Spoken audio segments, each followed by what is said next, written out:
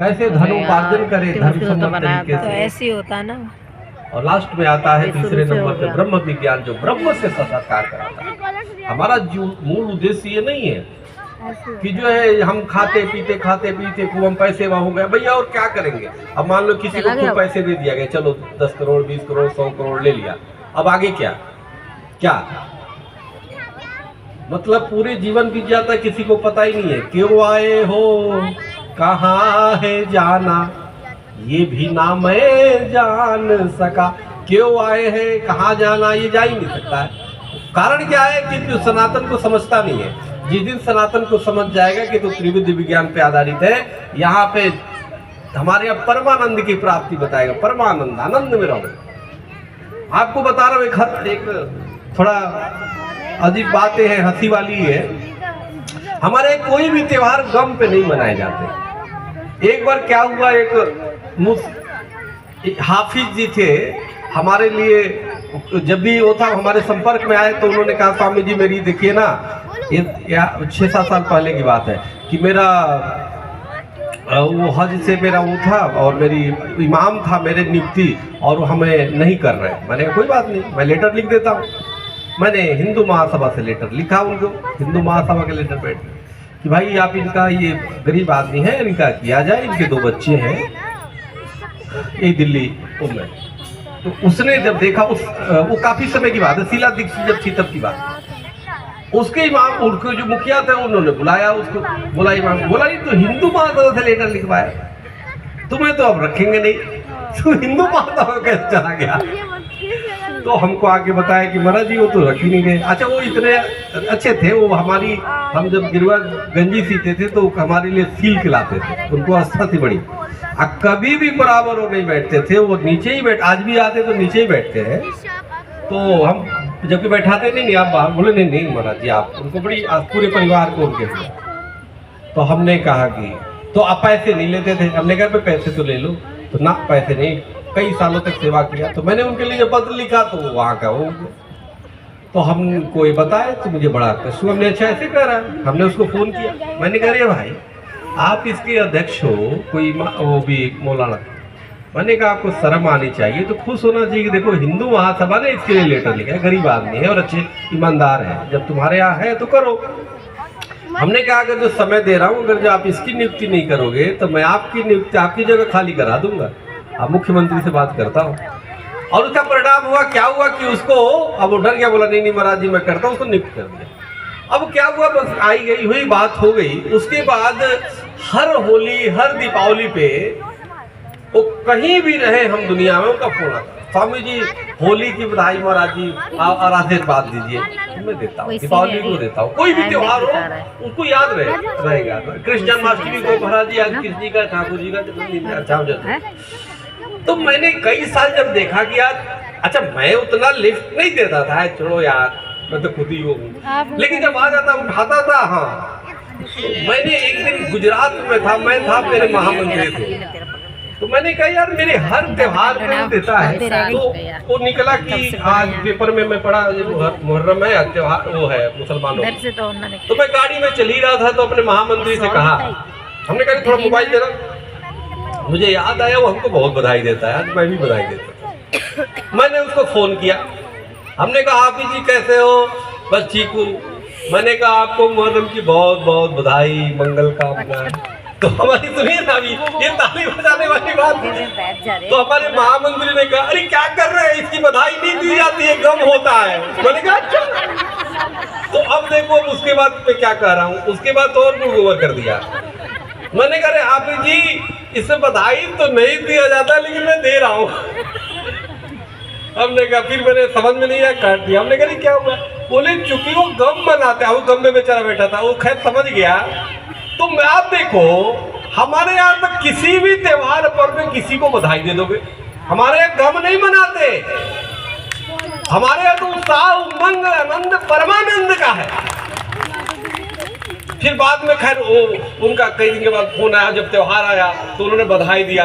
मैंने कहा अरे आप जी मैं उस दिन बधाई दे दिया था, मैं समझ गया था। तो मूल विषय हमारे यहाँ तो आंख बंद करके किसी भी त्योहार पे वो कर दो भाई, दूसरे तो गमी मनाने बैठे हैं। हमारे तो साल भर में पितरों के लिए भी आता है, 15 दिन का आता है, तुम जितना हो सके पितरों के लिए कर दो, है कि नहीं? खूब उसमें पितरों के प्रति आस्था अपना रखता है यार। तो ये मेरे कहने का मतलब, हम सब बड़े सौभाग्यशाली हैं कि हम लोग सनातनी पैदा हुए हैं, और ये सनातन धर्म जो महान है, आपको कोई डिप्रेशन, इसीलिए कहीं कोई दुनिया में चले जाओ, सनातनी है जो तिलक लगाता है, जो पूजा करता है, जो चाहे कोई और हिंदू है जो भी, चाहे सिख हो, जैन हो, बौद्ध है, ये जल्दी डिप्रेस्ड नहीं मिलेंगे। ये अपने को बम से नहीं उड़ाते, बम से वो उड़ाते हैं जो डिप्रेशन में रहते हैं, और डिप्रेशन में रहते हैं। तो डिप्रेस्ड वाले लोग जो है, हमारे यहाँ तो डिप्रेशन ठीक कर दिया जाता है। तो हम सभी हिंदुओं को एकजुट रखें, हम अपने को भेदभाव भूलें, और दूसरे भी जो है उनसे भी नफरत घृणा नहीं करनी, उनको सही रास्ते पे लाना है। हमारे यहाँ ये मिशनरी धर्म परिवर्तन करा रही है सेवा के बल पे। ये आप बताओ, सिख गुरुओं ने सेवा का दिया, सिखों से बड़ा कोई सेवा करेगा? कभी आपने देखा है गुरुद्वारा में कोई गया, कह दीजिए तुम भोजन कर रहे हो, तुम धर्म परिवर्तन कर लो? आज अगर सिर्फ खिलाने पे और सेवा पे अगर जो धर्म परिवर्तन होता, तो हमारे सिख भाइयों ने जितना किया, पूरी दुनिया सिख हो जाती पगड़ी बात के घूम के। कभी देखा है? इस कोरोना काल में आप देखिए कि हिंदुओं ने जितना दिल खोल करके, मंदिर और आश्रम और हिंदू संगठनों ने, आप सबने, मैं जानता हूँ, सबने जितना सेवा किया अनकंडीशनली, नहीं पूछा तुम किस धर्म के हो, किस मजहब को, सबने जितना किया है। और आप देखो उसके उलट कुछ जिहादी मानसिकता के लोग थे, आगरा में कहाँ का कैंप लगाया, खिचड़ी खिलाया और वो धर्म परिवर्तन कराने लगे। बाद में पोल खुला, वो बाद में कि बिरयानी खिला के धर्म परिवर्तन करा दिया। बताइए, उनका दिमाग ऐसे जैसे कि एजेंट होते हैं, वो एजेंट किसी तरफ से बात करके फंसा करके खाते खुलवाने के चक्कर में रहते हैं। हर बात में आएंगे कि तुम्हारे ये बेनिफिट है, वो करो, तो उसको सिखा देते हैं भाई तू जन्नत में जाओगे, तुम्हें ये मिलेगा, और ख्वाबी झूठी ख्वाब दिखा करके। अरे भाई, हमारे यहाँ आनंद परमानंद है, स्वर्ग है, मोक्ष है, नहीं जीते जी यहाँ तो आनंद में रहेंगे ही, और मरने के बाद भी वहाँ हमारी श्री चित्रगुप्त महाराज बैठे हैं, जो कर्मों का लेखा जोखा रखते हैं। तो जो राष्ट्र के लिए काम करेगा, जो धर्म के काम करेगा, हम तो वहाँ चित्रगुप्त महाराज के पास रहेंगे, हम तो स्वर्ग में हो जाएंगे। इसलिए चिंता करने की बात नहीं, जो हिंदू सम्मेलन कर रहे हैं सबको स्वर्ग और मोक्ष प्राप्त होगा। और धर्म निष्ठ से लगे रहो, सबको एकजुट होते रहो। हमें बहुत खुशी की बात है, यहाँ पे हमारी बहनों को सबसे आगे सीट मिला है, और बहनें दिखाई दे रही, जितने पुरुष हैं उतने बराबर बहनें भी हैं। ये बहुत प्रसन्नता की बात है। कहीं चले जाइए तो बहनें ही नहीं रहती हैं। तो इसलिए हम सभी को, हाँ बहनें ज्यादा है और बहुत सक्रिय है, सबके चेहरे पे मुस्कान है, खुशी है, ऐसे ही होना चाहिए। तो मैं सभी भाइयों से मैं कहूँगा कि बहनों की खूब सेवा करिए, सम्मान दीजिए। इन्हीं में से झांसी की रानी निकले, इसी में से दुर्गा निकलेंगी, इसी में से दमयंती, मदलसा, अनुसुईया, जननी हमारी है, उनके आदर्श निकलेंगे। इसलिए हमारी ये बहनों, एक बहन अगर जो हमारी शिक्षित हो जाती है तो पूरा परिवार शिक्षित हो जाता है। कितने अच्छे वो नृत्य दिखा रहे थे, नृत्य जो संकेत जी, स्नेह। ओ इसलिए मैं सभी को यहाँ पे आए हुए सभी अपने बंधुओं को मैं इस हिंदू सम्मेलन जो हो रहा है उसके आयोजन करता, और जितने लोग शामिल हुए हैं सबको मेरी मंगल कामना है। और बस यही कहता हूँ कि आज संकल्प लो कि हम सब बटेंगे नहीं, फिल्टर जिंदाबाद, क्योंकि बटेंगे तो हमारी जी मत भुलाओ।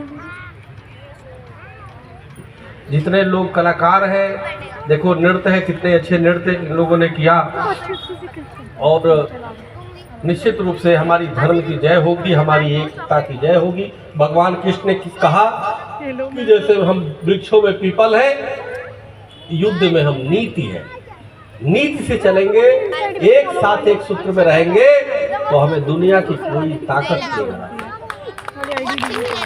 इसलिए हम सब एकजुट रहे।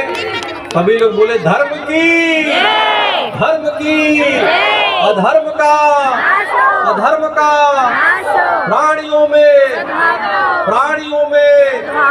विश्व का गौ माता की गौ माता की, हिंदू समाज की, हिंदू समाज की, हिंदू समाज की, सनातन धर्म की, सनातन धर्म की, हिंदू सम्मेलन की, हिंदू सम्मेलन की, भारत माता की, भारत माता की, गौ माता की, गौ माता की, हर हर महादेव। बहुत बहुत धन्यवाद। हरिओम।